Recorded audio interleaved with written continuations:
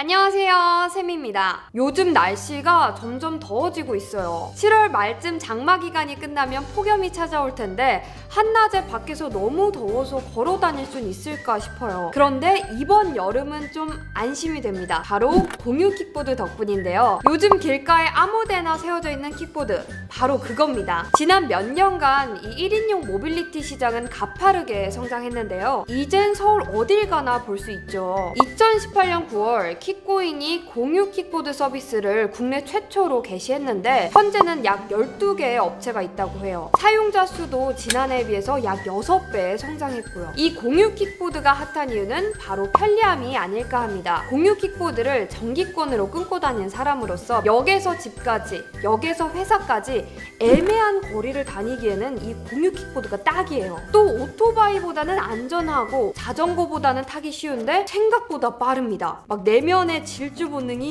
주차 걱정도 없고 스트레스도 날라가요. 요즘 제 소확행. 이렇게 공유 킥보드는 도시 교통수단 중 하나로 자리 잡고 있습니다. 그런데 이 킥보드가 한두 개여야지 종류가 너무 많잖아요? 그래서 준비했습니다. 교통수단의 새로운 패러다임, 공유 킥보드를 뽀개보겠습니다.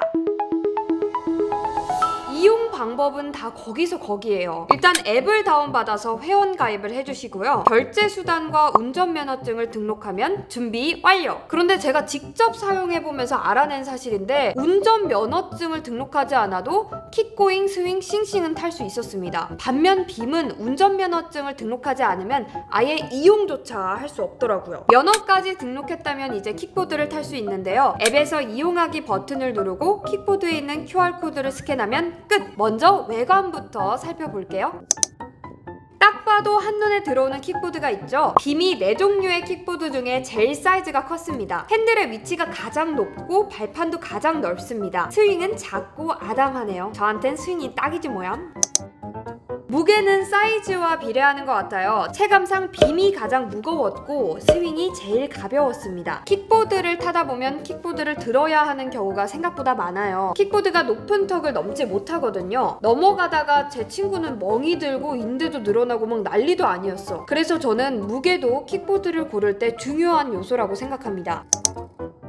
네 킥보드 모두 왼쪽엔 브레이크, 오른쪽엔 가속 레버가 위치해 있습니다. 발을 2번 구른 후에 가속 레버를 아래로 누르면 킥보드가 출발합니다. 가운데엔 속력과 배터리 잔량을 표시해주는 계기판이 있는데요. 킥고잉만 계기판이 없더라고요. 최고 주행 속도는 25km로 모든 킥보드가 동일합니다.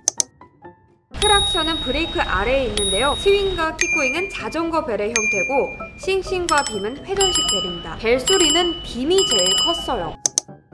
핸들의 그립감은 빔이 제일 좋았어요. 가장 덜 미끄럽더라고요.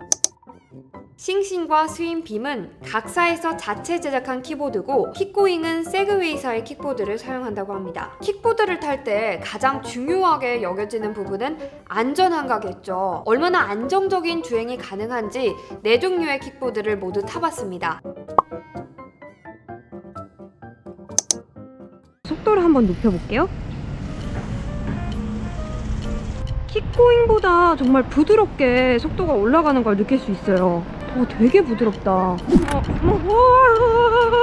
제일 최신 기기 같아요. 약간 전동 킥보드의 테슬라 같은 느낌이랄까? 빔은 속도감이 엄청나요.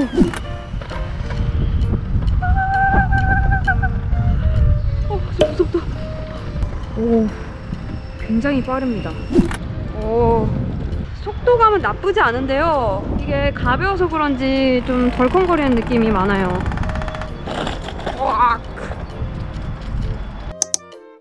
이번에는 핸들링을 한번 보겠습니다. 나쁘지 않은데 역시 핸들을 양옆으로 확확 꺾으면 넘어질 수도 있겠다, 크게 다칠 수도 있겠다는 생각이 듭니다.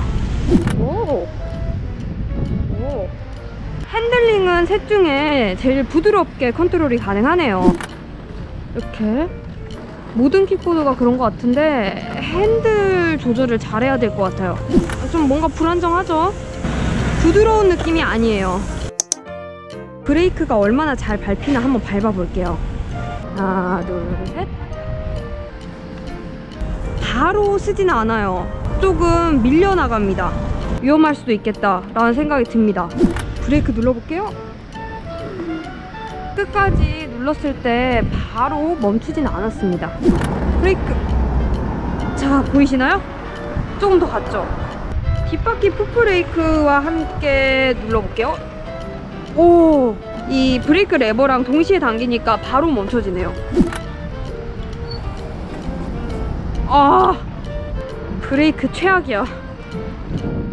진짜 사고 나면 그냥 치워 죽을 것 같은데. 킥고잉에 비해서 좀 무게감이 있는 편이고 조금 더 안정적이에요.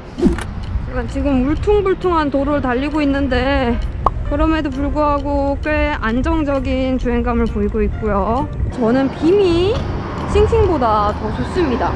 지금 이거는 2, 3세대 정도 되는 것 같은데 조금 덜덜거리는 느낌이 있어요. 흔들림이 좀 있는 편입니다. 안정감은 조금 떨어지는 것 같아요. 평소에 즐겨 타는 스윙은 이 정도로 흔들림이 심하진 않았거든요. 근데 이거는 좀 흔들림이 4개 중에 제일 심한 것 같습니다. 방지턱 한번 지나가 볼게요. 조금 힘들었지만 무리 없이 잘 지나갈 수 있었습니다. 울퉁불퉁한 도로도 잘 지나갈 수 있어요. 어이구, 여기는 이런 데는 진짜 조심해야겠다. 여기는 진짜 자빠지는 길이에요. 자빠져. 방지턱 무난히 넘을 수 있었고요. 이 턱을 오를 수 있을 것인가? 올랐습니다. 방지턱. 이런 데서는 또 아이고, 봐봐요. 보이시나요? 이렇게 걸려요. 그래서 이런 턱 있는 부분에서는 무조건 킥보드를 들어주셔야 됩니다. 안 그러면 정말 크게 다칠 수 있거든요. 이렇게 앞으로 꼬꾸라 넘어지는 거예요.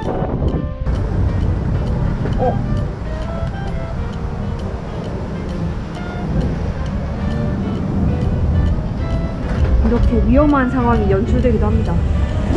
방지턱 잘 넘어갔고요. 싱싱의 요금제는 3가지로 나눠져 있어요. 평일 요금, 심야 요금, 주말 요금. 밤 12시에서 아침 6시 사이에 싱싱을 탈 경우엔 잔금 해제 비용이 2,000원으로 좀 비싸네요. 현재 정기권은 판매하지 않습니다. 빔의 요금제는 딱 하나, 잔금 해제 비용이 600원으로 제일 저렴합니다. 현재 정기권 제도는 없으나 선결제 포인트 제도를 운영하고 있어요. 포인트를 선결제하면 최대 20% 상당의 포인트가 추가로 지급된다고 합니다. 킥고잉의 요금제는 일반 요금, 심야 요금 이렇게 2가지로 분류가 되는데요. 기존 1, 2, 3, 4대 기기를 타면 낮에는 1,000원, 밤에는 1,500원을 내고 5분 동안 무료로 탈 수 있어요. 정기권은 현재 없습니다. 그리고 킥고잉은 환승하기 서비스를 제공하고 있는데요. 30분 내에 다른 킥보드를 타면 기본료 1,000원을 추가로 내지 않아도 됩니다. 개이득. 스윙은 3가지 요금제가 있는데요. 특이하게 대학생 요금제가 따로 있어요. 대학생 인증을 하면 잔금 해제 비용을 40% 할인해줘서 잔금 해제 비용이 720원입니다. 아, 대학생 하고 싶다. 정기권도 2종류 있고 스타벅스처럼 마일리지 제도도 있어요. 타겟 커스터머가 MZ세대인가 봐요. 저 박쌤이 소비자의 관점에서 가격 비교 안 하고 넘어갈 수 없겠죠. 각 킥보드를 요금이 얼마나 나오는지 비교해 보겠습니다. 5분 이용했을 땐 싱싱이 제일 저렴합니다. 10분 이용했을 때도 싱싱이 제일 저렴한데 20분 이용했을 때는 킥고잉과 싱싱의 요금이 2,500원으로 같네요. 아니, 그런데 스윙 왜 이렇게 비싸나요? 차라리 택시를 타고 말겠다. 킥보드마다 이용할 수 있는 지역도 제각기 다 다릅니다. 싱싱은 진출한 도시가 가장 많은 킥보드라고 해요. 서울, 원주, 부산, 진주, 전주시, 서울에선 강남 3구와 여의도를 포함한 영등포구, 광진구 등에서 만날 수 있습니다. 빔은 강남 3구와 광진구, 성수, 서울숲의 성동구, 홍대, 신촌 등 마포구까지 커버하고 있어요. 킥고잉은 국내 최초로 공유 킥보드 시장에 뛰어든 만큼 커버리지가 가장 넓은데요. 강남 서초 송파의 강남 3구와 광진구, 홍대, 신촌 등 마포구까지 서비스를 제공하고 있습니다. 스윙은 서울에 있는 대학가에서 가장 많이 볼 수 있는데요. 한국 외대, 시립대, 경희대가 위치한 동대문구, 서울대를 중심으로 한 관악구, 그리고 구로구 일부, 종로구 대부분에서 이용 가능합니다.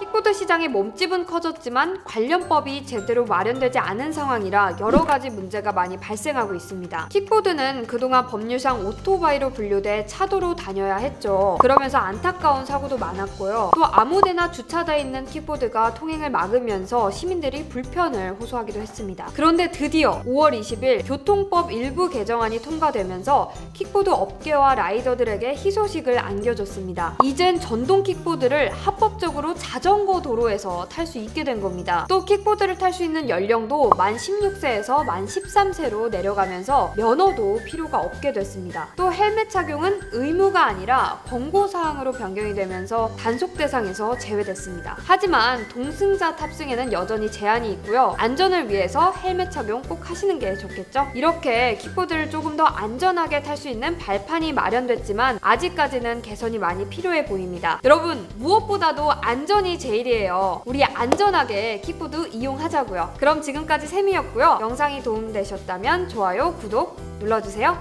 저는 다음 영상으로 돌아올게요. 안녕!